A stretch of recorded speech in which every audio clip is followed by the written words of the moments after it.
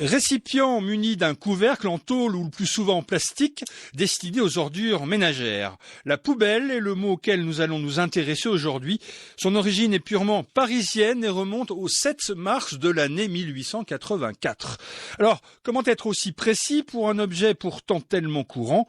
Eh bien, ce 7 mars 1884, c'est le jour où le conseil municipal de l'agglomération parisienne a voté le décret imposant aux propriétaires d'immeubles de fournir à leurs locataires ce fameux récipient. Or, à l'époque à Paris, ce n'était pas le maire qui gérait la ville, mais le préfet, haut fonctionnaire nommé par l'État, et cet homme s'appelait Eugène Poubelle. Alors, évidemment, ce n'est pas lui qui a voulu donner son nom à l'objet malodorant qu'on connaît, mais c'est l'œuvre d'un journaliste du Figaro, puisque la polémique fut féroce autour de ce décret, donné par le journaliste en guise de dérision.